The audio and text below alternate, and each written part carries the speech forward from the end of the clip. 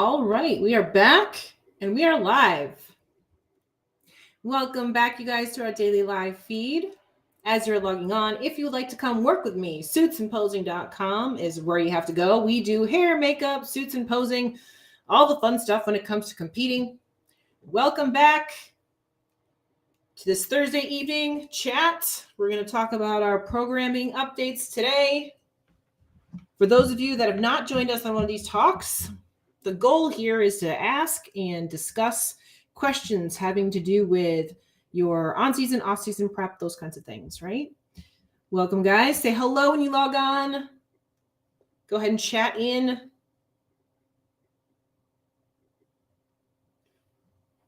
What's up, Brandy?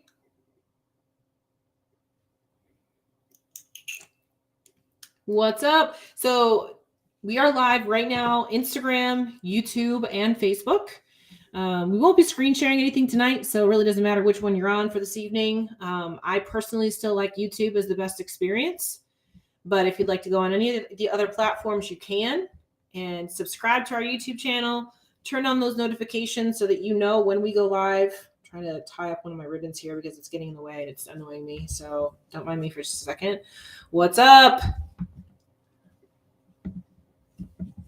And I have our QR code up there in the corner on YouTube and on Facebook. That QR code goes to our website.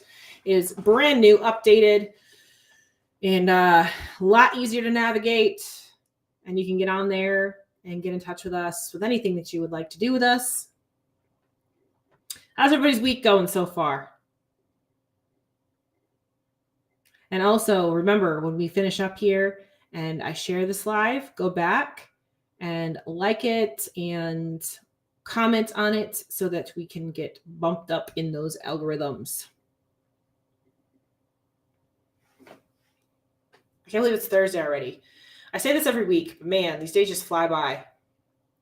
They just fly by.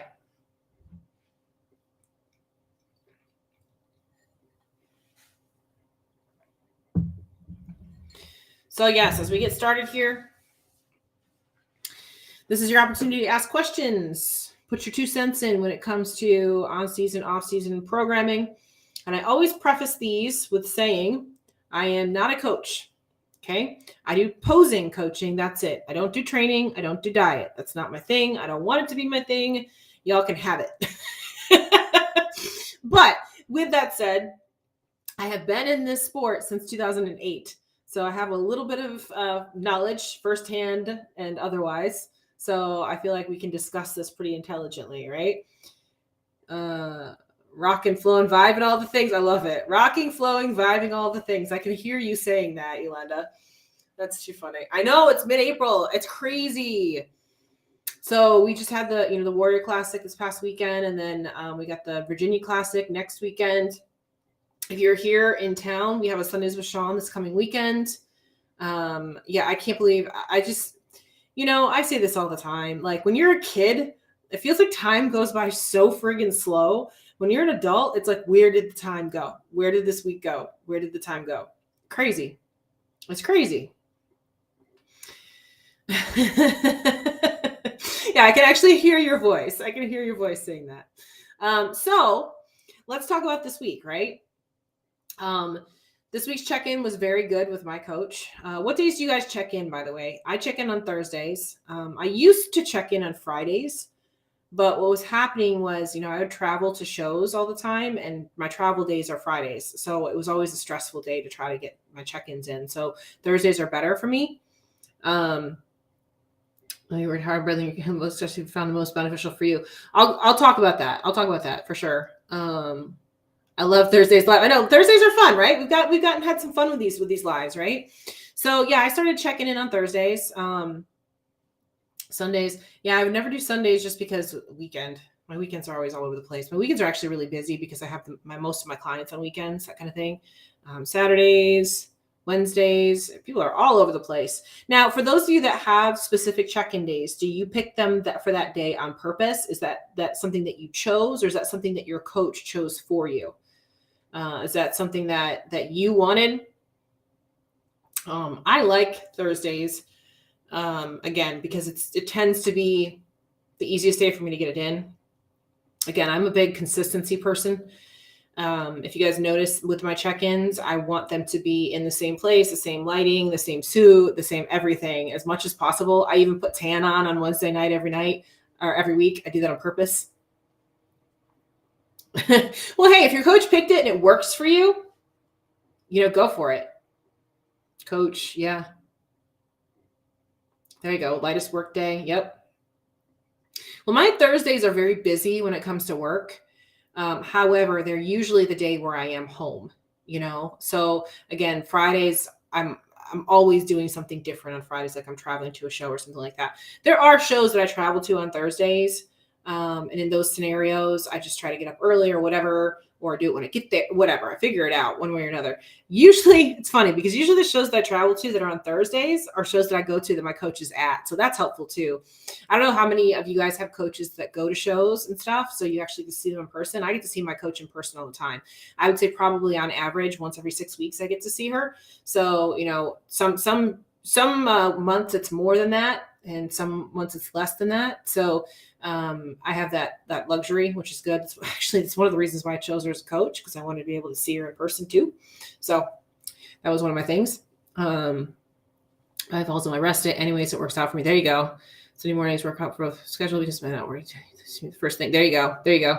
Yeah, I typically take my rest day on Tuesdays, sometimes Wednesdays. It just depends on how my week plays out. What was my rest day this week? Oh, my rest day was Saturday this week because I was at a show. So I also plan my rest days around shows. So like, I was up at 3 something in the morning in order to do hair and makeup. And then I was doing commentary all day too at the show for Warrior Classic. So in those scenarios, I'm stressing my body out a lot. So I don't want to push it harder by going and training. So I typically take those days off. So that's what I did. That's my full rest day. Right. So this week was a little bit different. Training was great. Diet was fine. I kind of gauge my diet too, based on if I'm hungry or not. This past week, I did get hungry. I had a macro bump up a few weeks ago, and the week prior to this past week, I wasn't hungry at all. It was like I was forcing food in my face. But this week I did get hungry sometimes. So, that tells me I'm using the food that's being put in my face, So I had a really hard time after Saturday getting back onto a regular schedule for my sleep. My sleep has been a little bit funky. I got like 2 nights of good sleep this week, and that's it. I'm always like that too. So I have to work on that and just get more consistent with that. It gets harder when I get into the season because of shows. Because my schedule is so off. I don't sleep well in the hotels. I don't sleep well, period. But then also I'm getting up at 3 a.m. and I'm probably going to bed around midnight, getting people ready for the following day. So again, it was a little off when it came to my rest this past week, which tends to be a bad thing. However, I was able to kind of turn it around come like Tuesday-ish. I started going in the right direction.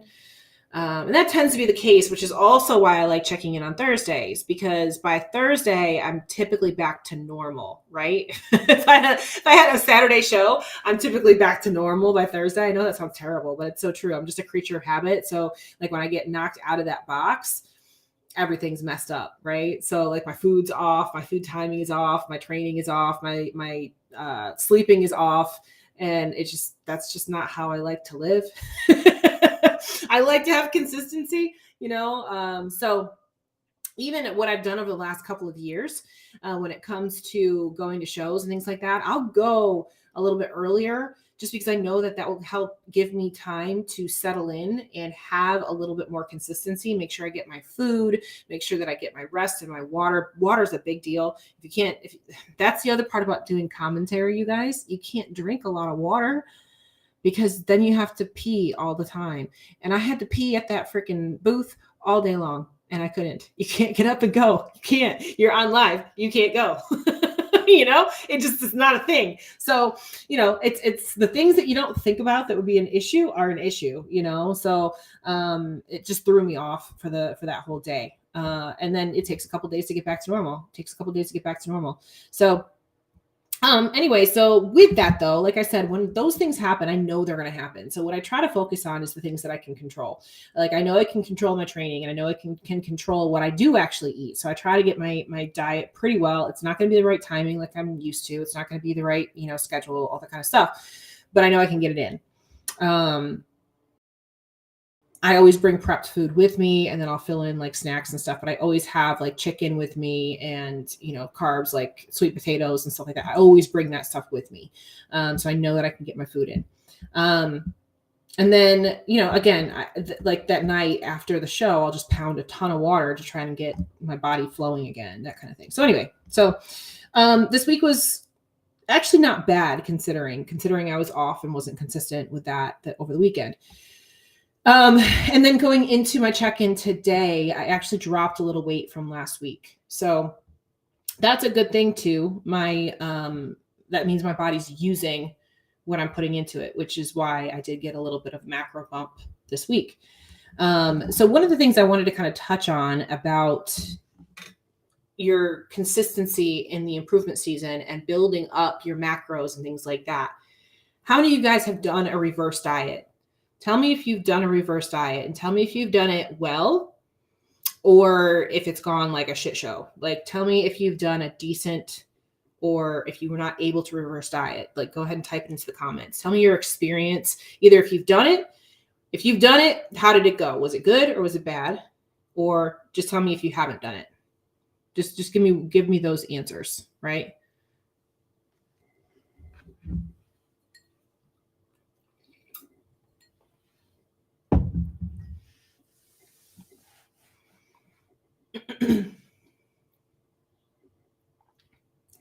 Better this time around, but I also have twice the time now to maintain. So this is a tricky time. I've done it, and my coach and I thought it went well. Doing one now, coaching myself, bumped up my calories this week, and my lower abs inflammation has gone down more. I haven't done it. First time was a hot mess called disaster. Yes, it went good. More mentally challenging than anything in my opinion, but worth it. Yeah, reverse with foods. My body was used to just more, not dirty green. Yeah. Good, both. So it wasn't until this past year, like the prepping that I did through last year, that I did a reverse diet. Now, I failed. It's okay. Failing is okay too, because you learn from it. As long as you learn from it, failing is okay, right? So technically, when I first started working with my coach, we were on a reverse diet at that point because we were trying to build muscle and trying to build up, that kind of thing. But I wasn't coming off of contest prep, right? I was just doing lifestyle stuff, right? Like I was just skinny. I've been doing a lot of, pageants and modeling and things like that. So like I wasn't training how I am now. So I consider my first real reverse diet was coming out of contest prep this past summer, right? And yes, mentally, it is incredibly challenging. It is incredibly challenging to do a reverse diet, okay? Because your hormones are all over the place, so you want to eat everything. Even though you're not hungry all the time, you feel like you're hungry all the time. So you literally want to eat everything all the time. So that's where the failure comes into play. And that's where it's a slippery slope. When you start going down the road of, well, fuck it, you just keep saying, well, fuck it. And before you know it, you're up freaking 25, 30 pounds, whatever. So that is incredibly, incredibly challenging. So if you failed on that road, you're not alone. You're not alone. It's really hard to do that. So you got to find a way that is going to help you mentally deal with it more than anything else, because physically, again, you're going to want to eat your freaking hand. You're going to want to eat everything that's not nailed down, right? I know I did anyway. I wanted to, I just didn't, right? I just knew it was just my hunger signals were off, and I needed to wait for them to just calm down. So what I did in order to control that coming out of my contest prep was I stayed on a really strict diet, came out like how you should be structuring it is basically when you come out of your peak week from your competition diet, you should be going right back onto the diet you were prior to that week. So then you can build up from there. And if you do it well, if you do it correctly, you should be able to build up pretty quickly. You should be able to go up pretty fast, like an extra, 500 calories, something like that a day, pretty fast. So If you don't do it correctly, then it's going to be harder. But that's how it should work. You should be able to come up. Oh, not 500 a day. That's a lot. It's a lot of calories. But so whenever I go down the road, it's too late now anyway. Road. I think if I blew this one tire, would it actually be the same to slash the other tires? That is a great analogy right there. So what she said is, yes, whenever I go down the it's too late now anyway road, I think if I blew one tire, would it actually be the same to slash the other 3? Right? So she's basically what she's saying is just because you screwed up one meal doesn't mean that it's all over with and you're just going to screw up the rest of the day, or you're just going to screw up the rest of the week, or I'm going to start again on Monday and it's Friday. So you screw around for Friday, Saturday, and Sunday. And by the time you get to Monday, you don't even know what you don't even look like the same person anymore. Right? A lot of people do that.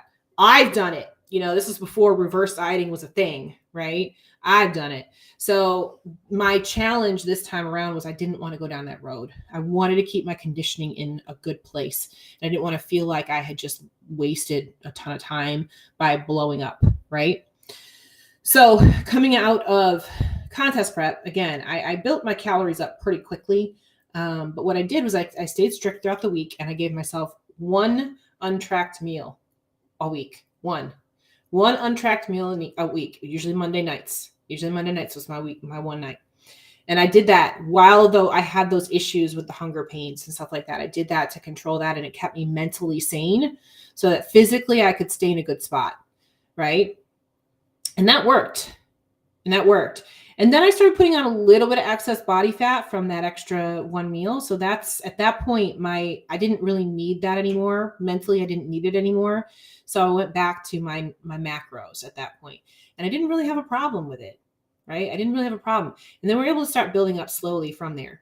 So here's the thing, guys. You're not going to go right back up to wherever you were overnight, especially if you want to keep your conditioning in a good place. And what I mean by that is you should still have some, definition in your abs. Like I always have hamstring tie-ins. I just always do because of the length of my legs. It just is what it is.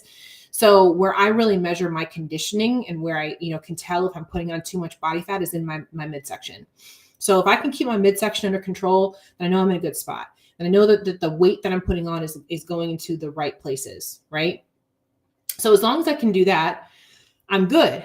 And that's why we monitor that each week. And if my body's staying in a good spot with my conditioning, where my leanness is, my muscle and all that kind of stuff, then we'll continue to build up the calories. I looked back at my caloric intake at the lowest it was going into Dallas, which was in June. It was June, right? Yeah, it was June. And the lowest I got was 1,500 calories. That was the lowest that I got. I'm currently now at just over 2,300 calories. Okay. So it took me from the middle of June, July, August, September, October, November, December, January, February, March, April.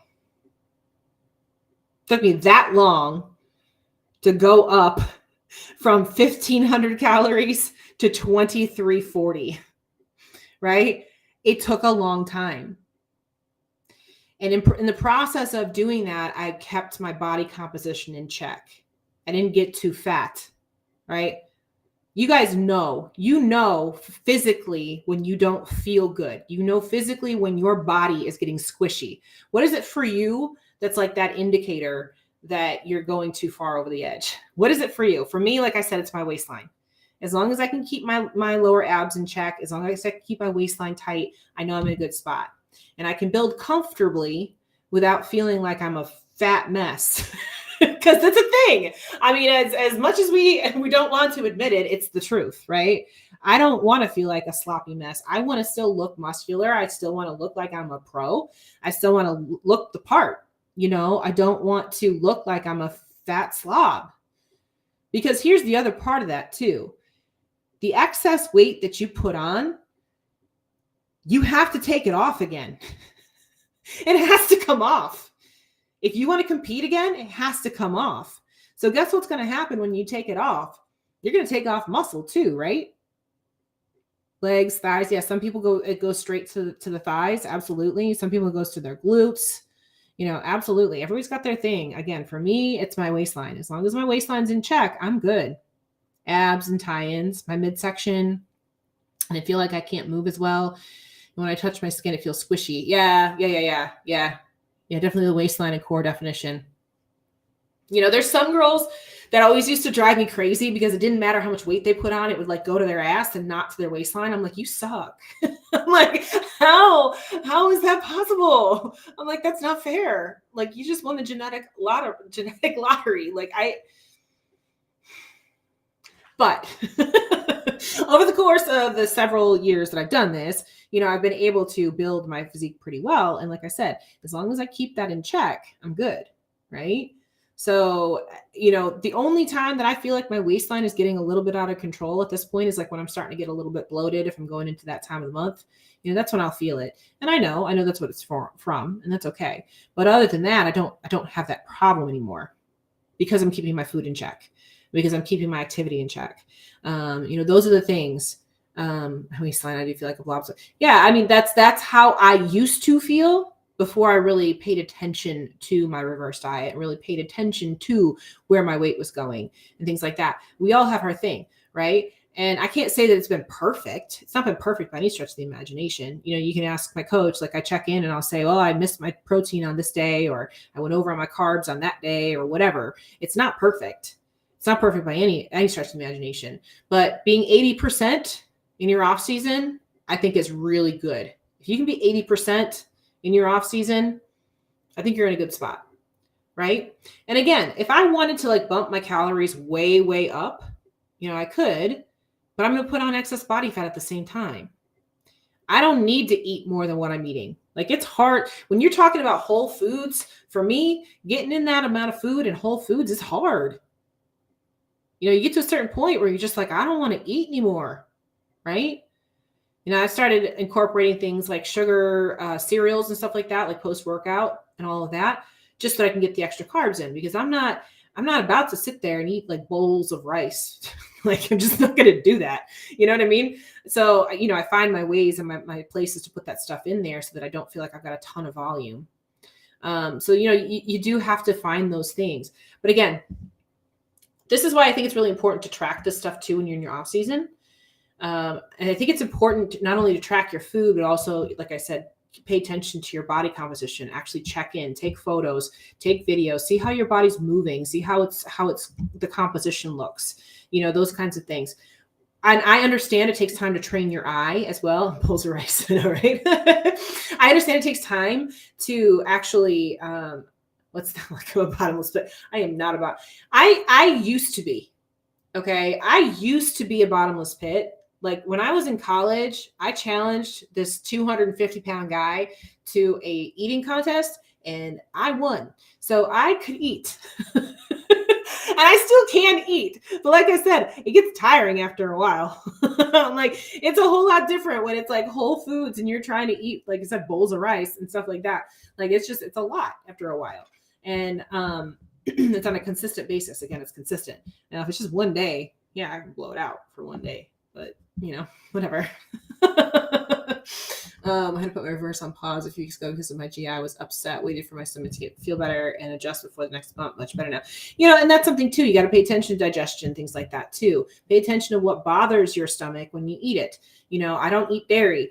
I don't eat egg whites. Those bother my stomach. And with the exception, I do have Greek yogurt. I do Greek yogurt every day. It's like my thing. I do that for my breakfast. So that helps with the probiotics and all that kind of stuff too. But an extra bagel. See, even for me, I have a bagel for my breakfast too. I have the Dave's famous protein bagels, whatever those are. That's my breakfast. So my breakfast every morning is some kind of fruit. Like, I usually do a banana or something like that. And then I'll do the Greek yogurt. And I'll do, protein bagel. So that, and then I'll throw some other protein in there too. I used to do eggs, but I don't do eggs anymore. Just depends. And I don't like a lot of protein powders either. Same thing with the dairy. So it's just hard. I've tried 1,000 different protein powders, and there's only a few that I can actually stomach. So I stay away from it most of the time because, again, it bothers my stomach. But anyway, so, you got to understand those things. You got to understand what helps your stomach and what bothers them. I used to do egg whites a lot, and those really, really bugged my stomach. So I took those out. I saw a huge difference when I took those out in December. I haven't eaten eggs or egg whites since December, and they used to be a staple in my diet. They used to be my first, like my breakfast every single day, and I don't do it anymore because it just bothered my stomach so much. I took the egg whites out first, and then I just started taking the eggs out altogether, and I just haven't put them back in. I have no desire to put them back in.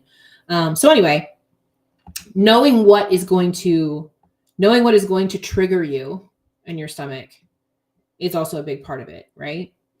There's a handful of different protein bars and things like that I'll take with me to shows because I need to have something that I can just grab and snack on. But I don't like to do those on a regular basis either because, again, they bother my stomach. So you have to pick your battles sometimes, you have to pick your battles. So again, going back to keeping yourself accountable through photos, checking with your coach. I know a lot of people don't stick with their coaches during the off season, the improvement season, and I just think that's really a really poor choice because the majority of the improvements that you make are during that time, and that's the time frame where you can really fuck shit up, or you can really do really good things, right? And that's one of the biggest, June is that my physique has come leaps and bounds, and it's because I've done all of the things right. Not perfect, but I've done them right. And I'm seeing the things on my physique grow that I want to grow. And I'm seeing me fill out in areas that I needed to fill out in. One of the things that bothered me last year, I needed more glutes anyway. I knew that, but the shape that I had needed to be solid, needed to be fuller. And one of the things that I look at when I do my check-ins every week is I watch what happens to the back of my legs and my glutes when I walk to the back. Last year, my legs and my glutes shook like crazy, like jello, when I walked to the back because I wasn't solid. I was just skinny. I didn't have enough muscle back there, right? Now I've built it. So now I see less and less jiggle every single week. And I'm like, oh, it looks so good, right? That's what I wanted. I just don't want to see the jiggle. And that's all part of body composition. That wouldn't be there if I wasn't pushing food, right? That wouldn't be there if I wasn't pushing heavier weights in the gym. That wouldn't be there if my training intensity wasn't high. That wouldn't be there if I wasn't paying attention to this every single week. That food is fuel. That food that you're putting into your body, that you're doing all of these things for your composition is what is creating the composition. I look better. Like I take my progress photos in the morning, my videos and everything, and I'm fasted, no food, no water, nothing. I look better once I have a few meals in me. Again, my stomach's not blown out.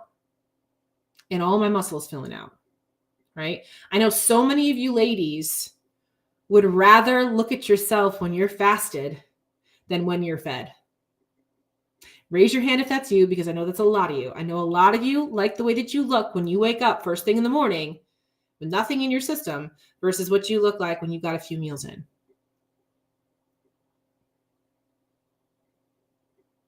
The roundness and the fullness and the tightness in your muscle, the roundness and the fullness, the tightness in your muscle, all of those things, that comes from the food that you eat. Can't starve yourself to bodybuilding physique. You can't do it. Can't do it. You need the food. Okay? And you need to get okay with eating more and allowing your body to use it. So again, whenever my macro bugs come, they're tiny. One glass of water and I'm washed. Yeah, right? See, for me, it's like if I get like 2 meals in and go to the gym, that's perfect for me. That's when the pump is just right. Like I get that nice round booty pump. Oh, it's perfect. That's right where I like to be. That's my sweet spot. I like to go to the gym somewhere around like 12, 1 o'clock. And that's by that time I've got 2 meals in me, and they're pretty decent sized meals. My breakfast tends to be my biggest meal of the day. And then they're a little bit smaller throughout the day. But my breakfast contains the majority of my calories right there. Like when I first get out of bed. So again, when I get to the gym and I get all that food moving through me, that's when my body looks the best. Right? So get comfortable with your body being filled out like that, right? And again, this comes with time. This comes with allowing yourself the time to improve. This comes with allowing yourself the time to do that proper reverse, with your food, but also with your training, that training intensity. Yep, I'm best after 2 meals. Yep, me too. I'm best after 2 meals, 100%. That's my sweet spot right there. So that is the ideal for me, right? And at that point, my waistline's still small. I still feel good putting my posing bikini on, all of the fun stuff, right? My posing bikini is a thong. It shows everything. So you got to have a tight waistline to be comfortable in that thing, right? So this is where it's important to keep these things in check, because again, you're just going to feel better day to day. You're going to feel better about being in an off season. You're going to feel better about not being stage lean when you watch all of these things. Yeah, it's a little time consuming. It's a little detail focused and oriented. It's a little bit micromanaging and all those kinds of things. I get it. But it's better than getting up every day and looking at yourself in the mirror and saying, I don't like the way my stomach looks. I don't like the way my ass looks. I don't like the way my legs look. You know what I mean? How many of you guys have done that? Again, be honest. How many of you guys have done that? You get into your off season, you get to a certain point and you're like, I just don't like the way I look and I want to diet again. I want to diet now because I don't like the way that my abs look. Be honest. Tell me if you've done it. Waiting.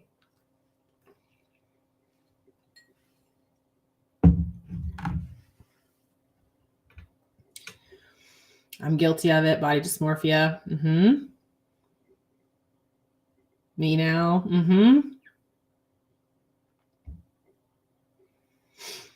I'm here to tell you guys, dieting for a show because you feel fat is not the right solution. It's not. It's not. Every morning until I check and see myself on camera and I'm like, oh, it's not as bad as the mirror. Yeah, all the time. That's why my posing gets bad. Yep, most definitely. Yep. I've been there, you guys. I've been there. That's why, again, this reverse this time through was so important for me, because I love the way I look right now. Like, I'm actually dreading having to go back into a contest prep. I don't want to do it right now. I'll get to the point where I want to do it. I just don't want to do it right now. Right? You have to start finding ways to be comfortable with yourself in the off season and in the improvement season. I'm using both terminology because I know that you guys still say off season, even though it's not an off season, it's an improvement season, but I'm using both because I know you use it that way. Guys, I'm telling you, yes, it takes accountability. Yes, it takes work. Yes, it takes discipline. It takes consistency. It takes all of those things in your off season. But what is the best reward is when you look and you feel your best, because that is how I have felt this entire off-season improvement season. I felt great. I look great. Like, I like doing photo shoots and things like that. I want to know that if I got up tomorrow morning and I get a phone call from someone that says, hey, we want to do a photo shoot, I'd be like, hey, yeah, let's go. Let's go. Let me throw some tanner on. So I'm not pasty. Let me throw some tan on. Let's go. I could do that. I could go do a photo shoot tomorrow if I wanted to. Right? And it's because I have been so anal about my off season and about my condition and about my intake and about my training intensity. You guys, that's the other thing too. Training intensity is a big deal. Make sure that when you're going into the gym, you're going into the gym with intention. Right? Honestly, right now I feel really good about my body, but interesting enough, I hear so many podcasts that say going up 20 pounds is too much, but that's just the way my genetics are set up. Well, listen, the other part of it too is going up 20 pounds could be relative, because you might have been too thin on stage too. That's something that people don't understand. Like, if you have to gain muscle in order to be competitive, you probably have to put on a significant amount of size, you know? And what I tend to think is the true measure of your weight for show is before you do any kind of water manipulation your last week, right? Because some girls will drop. I mean, I'm that girl that if I pull my water, I can drop 5 pounds, you know? So yeah, see, and that's the thing. It's like, if you've got to put size on, then going up in weight is what you have to do. Right? And as long as, again, going back to, as long as you feel good about the body that you're in right now, that's what matters. Who cares what the scale says? I know for me, in that 12 to 15 pound range is perfect for me. 12 to 15 pounds is perfect. Once I start going over that is when I start feeling a little bit, like I'm going too far, but if I can keep it in that range, in that zone, I'm good. Everybody's got their space that they feel good about. And again, if you feel good and you look good, that's what matters. The scale weight does not. When the scale weight matters is when you feel like shit and you think you look like shit. That's when the scale weight matters. Right? Those 20 pounds may be what you needed to get a period again, normalize hormones. Yep. I put on 20, but it helped me. My muscle developed, but I hated the look. Well, see, that's where you got to find your happy medium, right? Because again, going back to, I know there's a lot of people out there that once they get a little bit heavy, they want to cut immediately, right? Because they're like, oh, I got to diet. I got to do a show because I'm too thick. That should not be your motivation to cut for a show. Your motivation to cut for a show should be my physique has improved and I'm ready to cut. That should be your motivation for a show. Like for me right now, again, I go back to, I love my shape right now and I'm getting thicker and I'm getting denser, but I'm not there yet. I'm not ready to start cutting yet because I know when I do, I'm going to lose some of that. And the first place I'm going to lose it is going to be the last place I just put it on, which is my glutes and my legs. So that's the first thing that's going to go. Right? So I understand that. And I know that if I start to cut right now, that's not the right solution for me. So it takes nothing for me to go close to 140. And that's the thing, guys, like everybody puts on weight differently. And again, like you knew that your reverse diet was really, really important for you. Right? And you can go up real fast. And here's the other thing too, ladies. We are women with a different set of hormones than what men have. So we got to be careful about that. These swings up and down in weight are not good for the hormones. Being very, very intentional about how you put weight on is important, right? Not only that, but our skin elasticity is a big deal. Again, praise Jesus. I have really long legs, so I don't have an issue with skin elasticity because even when I put on weight, it doesn't show up a lot. You know what I mean? Like my skin doesn't stretch that much because I'm so long. That's a blessing. It's a blessing and a curse. But I know a lot of girls that don't have that same thing. They have, when they put weight on, the skin stretches a lot and then you end up with stretch marks. You end up with loose skin when you diet and things like that. Cross my fingers. I haven't had that problem yet. But again, I have other problems. Like it takes me a whole lot more to put the muscle on than somebody that's half my size. So we all have our set of difficulties. We have our pluses and our minuses, right? It's a whole lot harder for me to fill out my frame than it would be for somebody who's 5'2". I'm 5'9". For those of you who don't know, I'm 5'9". So it's a whole lot harder for me to gain the size that I need, which is why I have to take long off seasons. Some people don't have to take as long of an off season as I do, and they're good. So everybody's got their thing.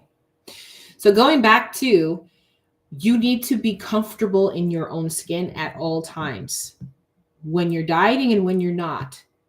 And this is why your composition and managing your off-season composition is so important, because you want to look in the mirror and say, I look good. You don't want to look in the mirror and say, I look like a fat slob.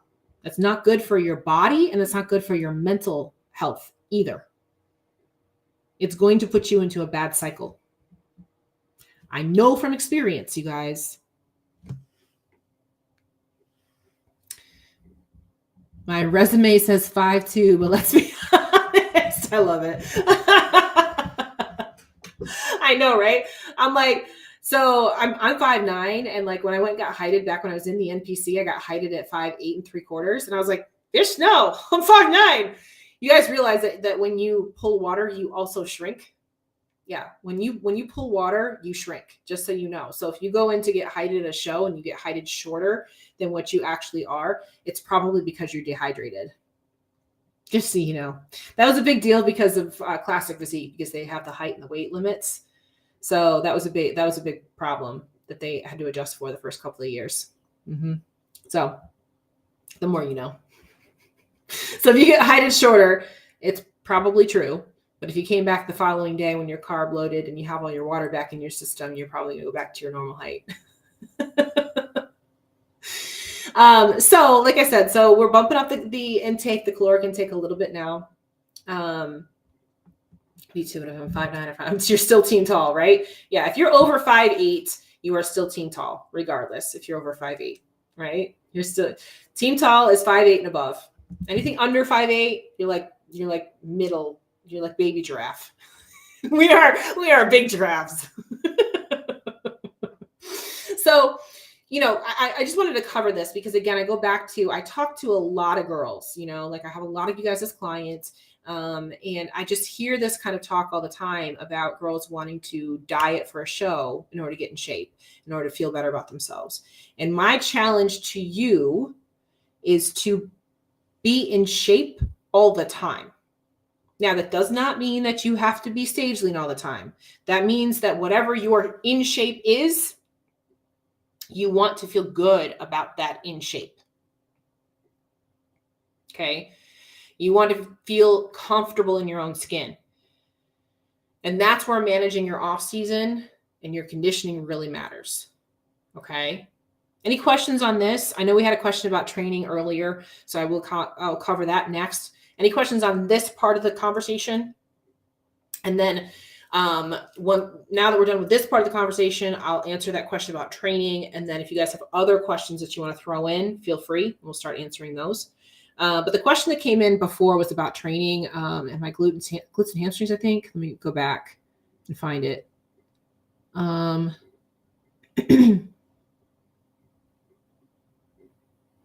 missed it. Something.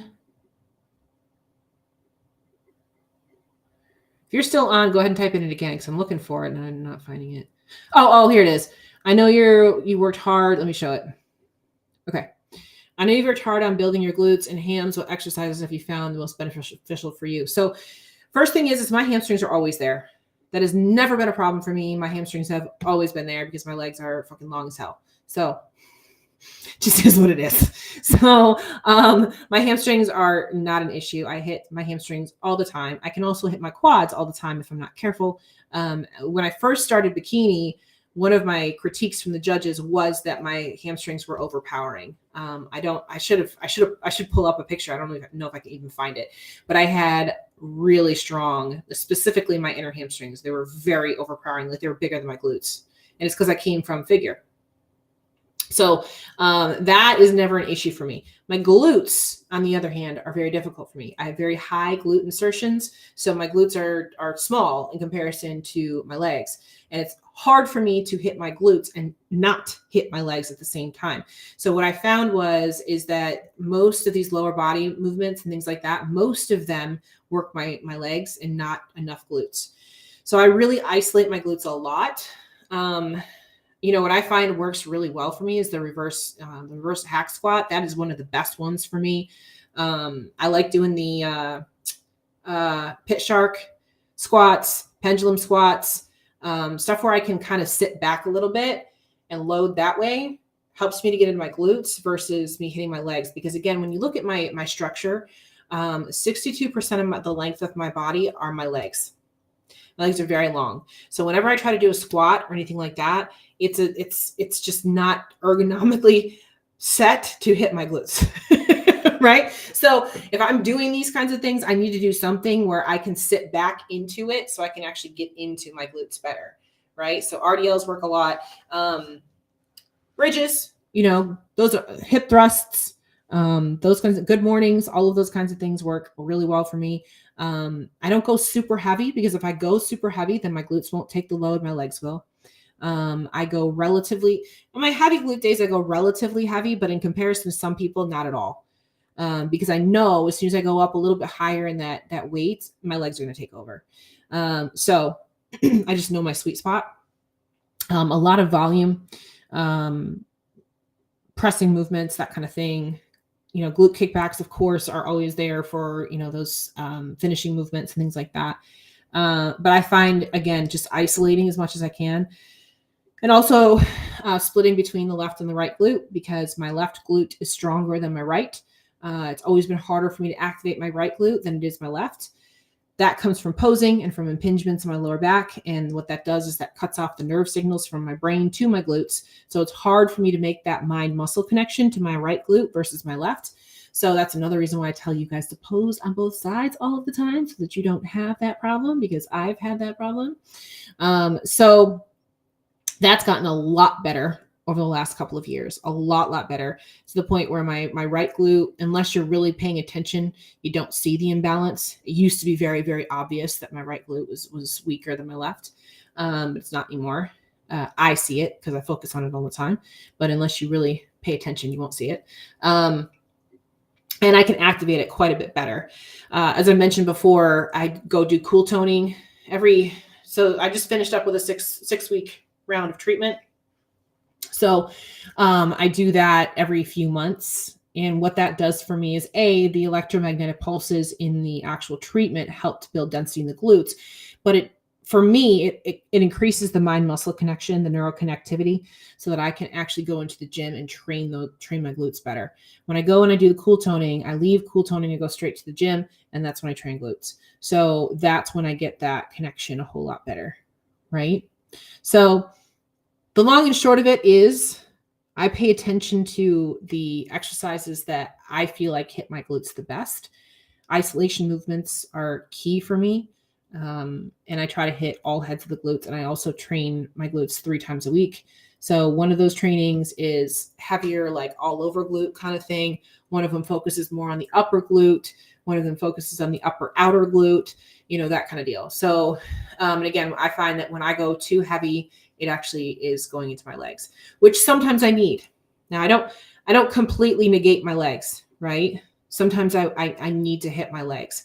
So some days I'm like, yeah, I'm going to actually go heavier because I want to train my legs a little bit today, right? Because I don't want toothpicks. So there's that too. You got to have balance. So that's the long answer, right? Other questions that you guys have? And they don't have to be like in relation to that. They can be a different kind of question.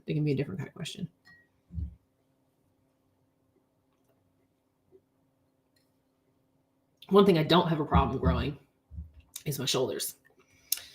My shoulders could take over the freaking universe if they wanted to. I could be figure all day long in my shoulders. I see it all the time. I'm like, I love my shoulders. I do, but I actually have to downplay them a little bit for posing and stuff. I think by the time I actually get to stage lean, I'll be all right. Right now, they're a little large and in charge right now. Any other questions, guys? I like doing these live feeds on Thursdays. I think they're fun. I think we get some really good discussions going on, and we answer some questions that are ones that you probably have pressing on your brain. You know what I mean? So this is your time to really ask those questions that you can't ask other places. And again, I go back to, I am not a trainer. I'm not going to do your diet. I'm not going to do your training. I'm not going to do any of those things for you. Sorry, that's not my thing. Never will be. So, but I will give you my 2 cents. I'll give you my anecdotal evidence, and I'll give you, what I've seen happen, that kind of thing.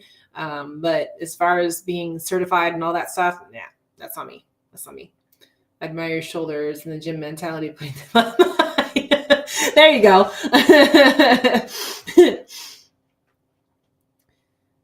I love my shoulders. I do, but I have to be careful because again, they can look real capped real quick. So since I switched to my posing side to my left side versus my right, my left shoulder is rounder, more bikini on my left side than my right side. My right side is very capped. My right side very much looks like a figure arm, figure shoulder. So, my left side just has a prettier look to it, a rounder and fuller look to it. So yeah, I'm happy about that. And it wasn't like that for a long time. My left shoulder actually used to be really weak. But I focused on it again, just like my glutes. My glutes have the imbalance. My shoulders have the imbalance too. My left glute is better. My right glute was worse. My left shoulder was better. My left shoulder was worse and my right shoulder was better. So thoughts on over-the-counter fat burners during prep? Drink coffee. Fat burners are just expensive caffeine coffee. Just like fat burners don't do shit. Sorry, they don't. Guys, I apologize if y'all work for a supplement company, but they don't. All they are is just amped up caffeine. That's it. That's all it is, with a bunch of like random shit placed in there too to make you feel like you're doing something. I don't take fat burners at all. I would rather just do coffee or an energy drink or something like that. It's the exact same thing. It's really not going to make a difference. It's really not. Hey, if you'd rather take the pill for the fat burner, for the caffeine, go for it. If that's the way you'd like to do it versus, taking in some coffee or something like that, feel free. Yep. I use it as my coffee. See, there you go. I mean, that's what it will do for you. That's what it will do for you, right? It's a caffeine boost. I'm not going to do anything else. Just a matter of if you like that better than you do coffee or energy drink or whatever, right? So a lot of supplements out there, hate to say it, but a lot of supplements out there are bullshit. They just are. If they're not like vitamins and stuff, that's going to increase your nutrient density or whatever it may be, capacity, it's bullshit. Sorry. There's a reason why I'm not sponsored by any supplement companies, because I don't believe in a lot of it. I just don't. Take your vitamins. That's it. Do you get lab work done in your off season? And if so, what should we ask for? I got my lab work done in September. It was the last time I got mine done. So technically, yes, that was off season. I would talk to your coach as far as what your coach would want to have you get done and get a full panel and all that kind of stuff. When I got my stuff done, again, I'd been out of prep for a little bit. My T3 was low. My cortisol was high. My testosterone was low. But basically what they told me through all of that was that if I get my sleep under control and pull my cortisol down, that everything else would bump back up. And I started taking a lot of different nutraceuticals like vitamins and stuff, vitamin D, all those kind of things. And all of my numbers, I'm sure I haven't redone my blood work. I will do it again before I go back into prep just to make sure I'm okay and all that. But all of my symptoms, as far as like my hair growth, my skin, all those kinds of things, my sleep, all of that has gotten better. And it's really come from just me managing my sleep. My sleep was horrendous for a long time. Long story short, my dog would kick me all night, or my husband would snore or something like that. And it was bad. It was really bad. And that is what triggered everything else.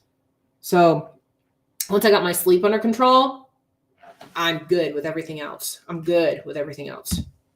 So, yeah. And again, I will do my blood work again prior to going back into prep. When it comes to the normal blood panel that you get, like with your physical and stuff like that, I never have any issues with any of that stuff. I'm 100% across the board on everything. But that's not enough, especially when you do this kind of sport. You need to go in and really deep dive into it and make sure you're good. Especially as a female, especially with all of our hormones, all of those kinds of things. And again, if you go to one of these hormone clinics and things like that, they will do all of that stuff for you and do everything you need. Anything else? Any other questions?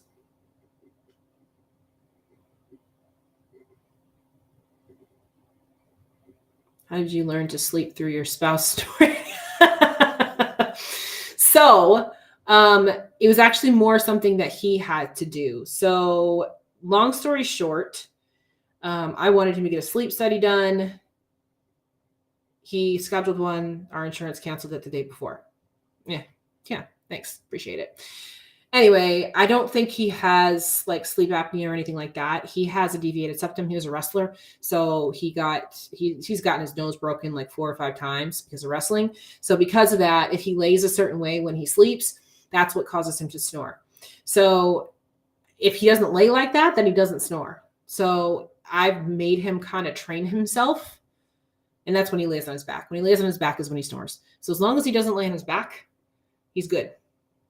There's some nights where he just can't, for some reason, he's just on his back all the time. And if that's the case, I get up and I go into the guest room. I sleep in the guest bedroom.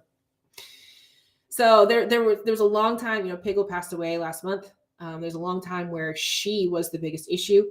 She would sleep on top of me. And, in the middle of the night, she would kick me or something like that. She was the biggest issue when it came to my sleep. So, she was the one that I had a problem with. Obviously, she's not around anymore, so that's no longer an issue. So now, if my husband starts snoring or something like that, and I can't get him to stop, I get up and I move into the guest bedroom. So that's how I've managed it. So it's definitely a whole lot better than it used to be. A whole lot better.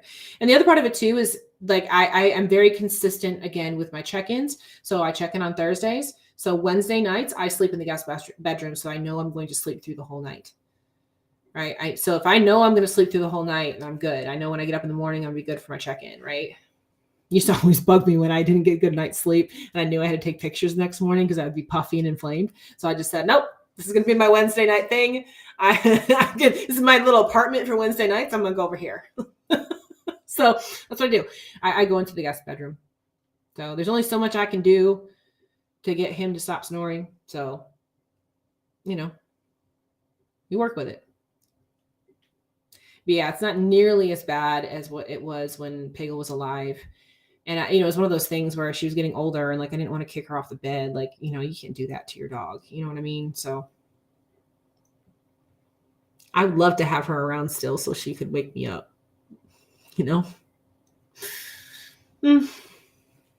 But any other questions?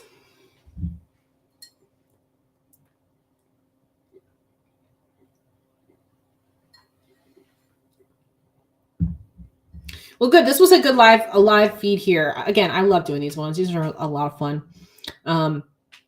If you think of questions throughout the week that we can answer on these streams, feel free to send them to me and I'll make sure that I write them down so that when we get out on Thursday nights, we can go through them. Okay. I know sometimes you'll be just sitting there and you're going through something and you're like, oh, I want to ask this. And then you completely forget about it. You know what I mean? So feel free to do that. Okay. With that, we will be back on live again on Tuesday. Just like usual, we'll have the Wasatch Warrior to wrap up and we'll go into that on Tuesday. This weekend, if you are local, we do have our Sundays with Sean this weekend on Sunday. So I'll see you guys there. What else? Virginia Classic is next week. So we still do have openings for hair and makeup for that. So if you haven't booked yet, please do that. You can do hair and makeup booking when you go to our website right here. So this QR code will take you there for that website. You can do hair and makeup. You can do posing. You can do suits. You can do whatever when you go there. Okay. It's all there for you. You can sign up for everything right there. Our new website is much, much easier to navigate. So much better. I think that's everything. I feel like I'm forgetting something. Make sure you subscribe if you haven't already here on YouTube. Like, comment. When this live feed goes back up after the replay, go back and comment again, like for me again. And then so that, hey, you can even put some questions into the comment section there and I can come back and answer them for you next week. Cool. We'll do that. All right. Okay, guys, have a great rest of your evening. Enjoy your weekend, wherever you're going, whatever you're doing. And I will see you guys back here on live again on Tuesday. All right. Good night, you guys. I'm going to log off of Instagram first. And then YouTube.